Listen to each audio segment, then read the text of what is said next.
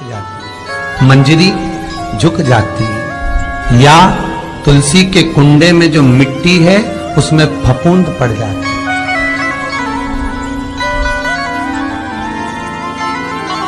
कितना सुंदर बात कही है महाराज।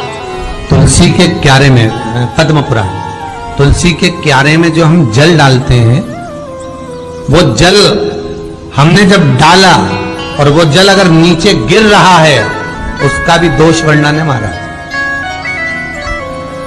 उसका भी दोष हमारे शास्त्रों में वर्णित किया गया।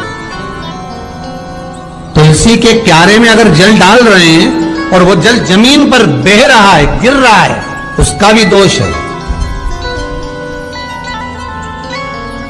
तुलसी के क्यारे में उतना ही जल दिया जाए जितनी मिट्टी सोख ले।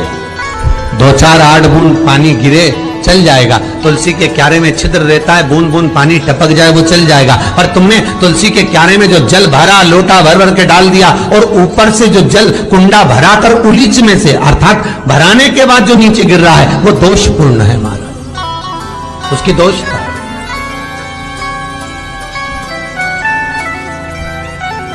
वो दोष ले लिया।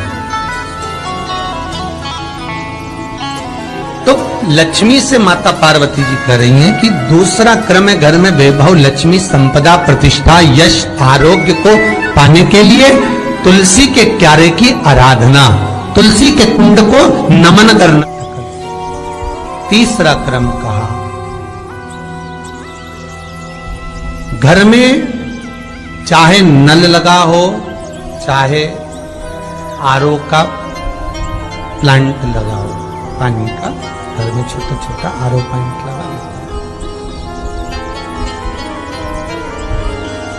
फिर भी घर के अंदर रसोई घर में एक छोटा सा मटका, मटका नहीं तो हंडा, हंडा नहीं तो बाल्टी, बाल्टी नहीं तो कलसा, पानी का भरा हुआ जो नारी रखती है, दूसरे दिन उस पानी को बाहर ढोल कर फिर वापस धोकर भर लेती है। मटका रोज धुलता है, हंडा रोज धुलता है, प्रतिदिन का।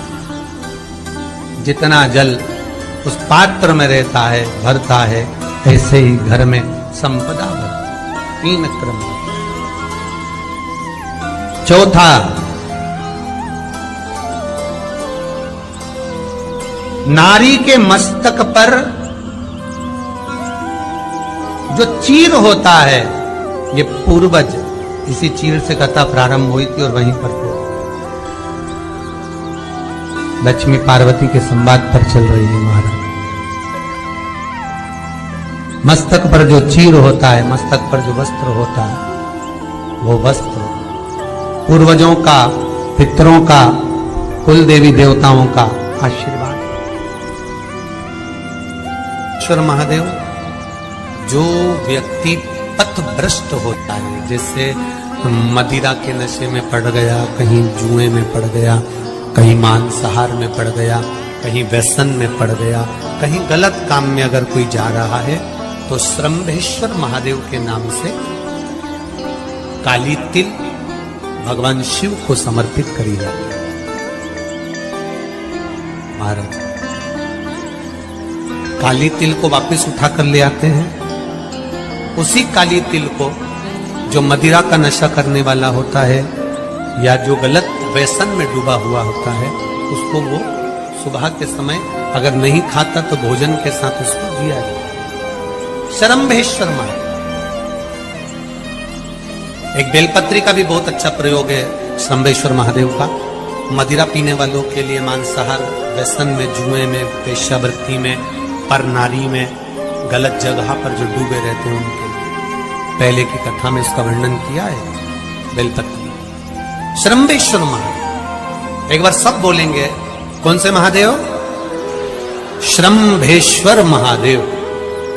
फिर जम के बोल लो एक बार, श्रम्भेश्वर महादेव। जब हमारे घर में क्रोध बढ़ता है या कोई गलत कार्य में जाने लगता है, तो श्रम्भेश्वर महादेव का हमें शरणागति लेना चाहिए। श्रम्भेश्वर महादेव का पूजन करना चालू कर देना चाहिए। कई लोग कहते महाराज जी श्रम्भेश्वर महादेव का मंदिर कहाँ मिलेगा, हम कहाँ पूजन करने जाए? कहीं नहीं जाना, तुम्हारे घर के पास में जो शंकर जी का मंदिर है वहीं जाओ, उसी देवालय में, उसी मंदिर में जाओ, श्रम्भेश्वर महादेव के नाम से जल चढ़ाना प्रारंभ करेंगे। वो जल जो गलत संगत में पड़ा हुआ है उसका आचमन कराना प्रारंभ करेंगे, अपने आप उसकी धीरे धीरे बुद्धि सुधरना प्रारंभ हो जाएगी। ऐसा श्रम्भेश्वर महादेव का। कुछ स्थान हमारे यहाँ पर बड़े सुंदर सुंदर स्थान निश्चित किए गए हैं, जैसे कैंसर आदि के मरीज के लिए हम लोग पहले भी कहते हैं कि त्रिजुगी नारायण का जल बड़ा महत्व रखता है। जिसका शरीर या जिसको एक पत्र आया है कि किसी को मिर्गी का झटका आना चालू हो गया था। पत्र ढूंढेंगे तो समय थोड़ा लग जाएगा, जिसने लिखा है उसके स्मरण में होगा। जिसने भी लिखा होगा कि बीमारी के चलते चलते फिर मिर्गी आना चालू हो गई।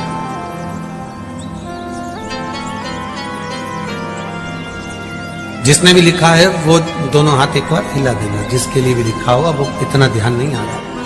तो उनको मिर्गी का झटका आना प्रारंभ हुआ। अब मिर्गी का झटका आना प्रारंभ हुआ, कई महीने निकल गए, मिर्गी के झटके बंद नहीं।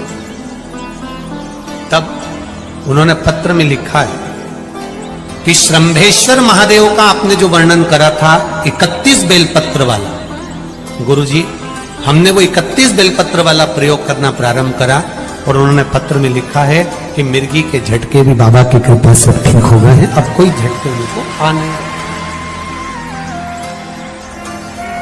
श्रम्भेश्वर महादेव का जो वर्णन है, श्रम्भेश्वर महादेव का जो गुणगान है, ये कोई साधारण नहीं है। शिव महापुराण में भागवत के प्रहलाद चरित्र को लाकर रखा गया है केवल श्रम्भेश्वर महादेव के प्रागट्य के लिए। ऐसा श्रम्भेश्वर महादेव का गुण। एक बार फिर आप लोग भूल ना जाओ, उसके लिए एक बार फिर से बोल लो, कौन से महादेव? श्रम्भेश्वर महादेव। ये श्रम्भेश्वर महादेव जैसे कुंदकेश्वर महादेव। कुंदकेश्वर महादेव का क्या काम है? माता पार्वती ने बिदल उत्पल को मारने के लिए जो कुंदुक फेंका था, वो कुंदुक भगवान शंकर के पांव में जाकर गिरा था, तो शिव जी का नाम कुंदकेश्वर हो गया था। जब हमारे यहाँ कोई दवाई नहीं लगती शरीर में, कोई कैंसर जैसा रोग हो गया, किडनी लीवर का रोग हो गया, या बीपी शुगर का रोग हो गया, शुगर लेवल में नहीं आ रही है, तो आप शंकर जी पे से जो बेलपत्र ला रहे हो कुंदकेश्वर महादेव के नाम से लाओ। दवाई खाओ, डॉक्टर को दिखाओ, सारी जांचें कराओ, डॉक्टर के अनुसार चलो, डॉक्टर जैसा बताए वैसा करो, पर उस दवाई को भी शिव जी से कहकर कि बाबा कुंदकेश्वर महादेव का नाम लेकर उस दवाई को भी हम कुंदकेश्वर महादेव का प्रसाद समझकर पाना प्रारंभ करो, धीरे धीरे आराम लगना प्रारंभ होगा। कुंदकेश्वर महादेव रोग मुक्ति के लिए होते हैं, और श्रम्भेश्वर महादेव, बोलो बोलो जरा जन के, व्यसन की समाप्ति के लिए होते हैं।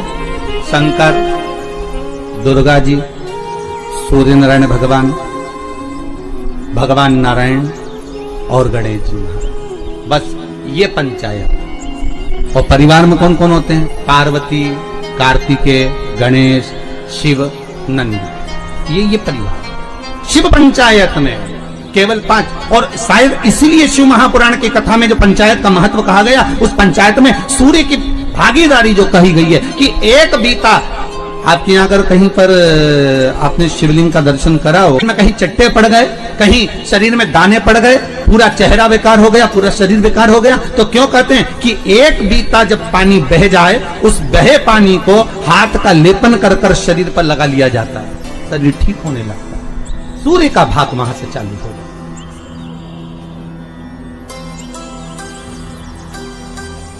शिव पंचायत का बड़ा महत्व है महाराज जी।